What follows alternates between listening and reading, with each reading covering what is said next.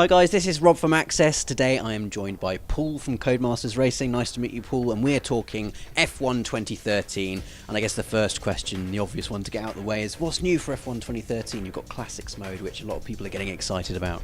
Yeah, absolutely. It's been a few years in the making in terms of bringing it all together. We certainly started the licensing process pretty much after F1 2011 in terms of we knew we wanted to do it, what could we get licensed. But yeah, it's obviously a feature we're massively proud of. We've got 10 world champions on the grid in the various F1 Classic modes. There are Grand Prix, there's scenarios, there's time trial, time attacks. We really think it's a kind of a feature to be proud of as opposed to just putting in a few classic cars that which people could race in a sort of time trial or multiplayer experience only. And what are some of the big names, the big exciting tracks you've got in Classics mode then? Well, for me, Nigel Mansell, Michael Schumacher, they're my two heroes in terms of drivers. But Damon Hill, Jacques Villeneuve, Emerson Fittipaldi, Michael Andretti, Lazy Berger. I mean, there's loads of great drivers there. I think there's a favourite there for everyone. In terms of tracks, it was really tricky trying to pick the tracks that we thought would be really popular. We had quite a big short list. But the ones that stood out for me really, Imola was obviously huge on the list, and Jerez has been a test track in Formula 1 for a while, so we were keen to get that in, back into the game. We've also got Estoril and we've got Brands Hatch. I think Sebastian Vettel recently said that was his kind of favourite track, so that was really good to hear. And It makes Sebastian happy. Exactly, yeah, no pressure. And also, you were showing us in the demo there how your AI has kind of got a bit more aggressive this year as well, and how you're kind of replicating the real life performance of people. Like you had the two Mercedes drivers, Rosberg and Hamilton, were on pole quite a lot. Mark Webber had his notorious bad start. Quite a lot of people on our community are asking the question of why you don't always release the game at the beginning of the season, and could you explain how the AI and the authentic performance of these guys has some factor in that? Yeah, sure. I mean, certainly why we don't release it early in the season's a sort of licensing and sign-off perspective. So you model the cars as they appear on the grid in Melbourne. That's mid-March. So then you kind of, by the time you make the cars and get them into the teams, you're looking at sort of late April into May. Then just trying to get all the track sponsors signed off for 19 or 20 tracks is just a long process. Added to that, I mean, even if you took that aside and you could physically get the game out earlier, you just wouldn't have those characteristics right. You wouldn't have known that Mercedes had taken that step forward. You wouldn't have known that McLaren and perhaps Williams were struggling a little bit more.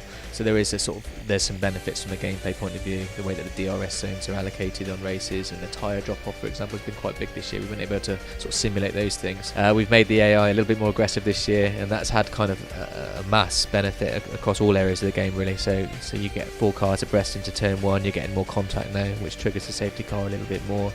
And it just enables the driver traits which have always been in there just to kind of come through a little bit more. So someone like a Gutierrez or a Bottas, a rookie driver is going to be perhaps not as much of a threat from behind as and a little bit easier to overtake as opposed to a Hamilton or an Alonso or a Vettel, for example. So I think players who kind of have played our games previously but also know Formula 1 are really going to see these driver strengths and these traits coming into the game much more this year. Another question our community were asking us quite a lot this morning was, are we going to see F1 back on PlayStation Vita again anytime soon? Not at the moment, unfortunately. I mean, we've got to cherry pick which games F1 comes out on in terms of getting the assets signed off for all the teams. I think we've kind of hit them hard over the past few years in terms of all the different games and platforms. And obviously, from a Codemasters perspective, we've definitely got one eye firmly on next gen now, and the amount of undertaking that's going to take in terms of really maximising the performance that those consoles offer. Talking about PS4 then, I guess that's the next huge challenge for you guys. It's going to involve building the game pretty much from the ground up again. What are you excited about going into next gen? What are your ambitions for F1 on PS4? Yeah, well, hugely excited. When you're working on a franchise and we're on our 4th year now, so the sort of the level of scope to improve and to really push the boundaries of the current systems are getting much closer to the end now.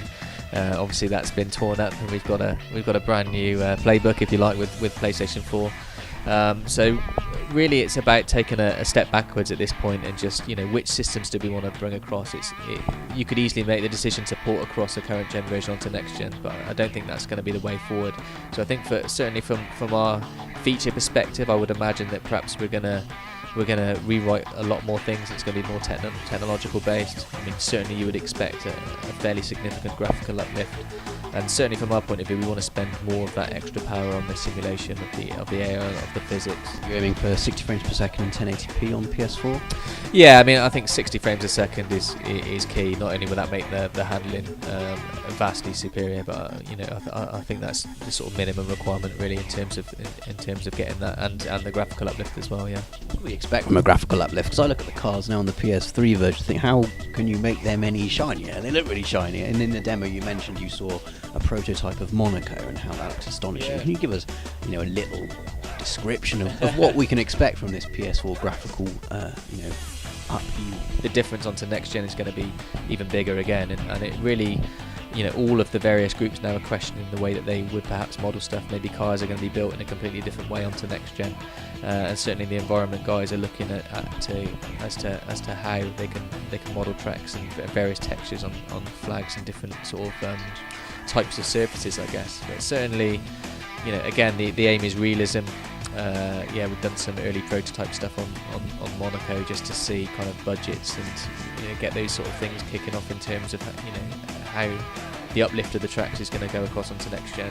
And the results were pretty stunning, to be honest. I mean, obviously they're goals for us to aim for, but certainly you weren't noticing much difference between is that a real life shot or is that in game. Fantastic. So that is Formula 1 2013. If you want to see more videos, make sure you check out the rest of our channel. We've got loads of videos on PS4, all the info you could want going into Tokyo Game Show next week. That is youtube.com/PlayStation Access.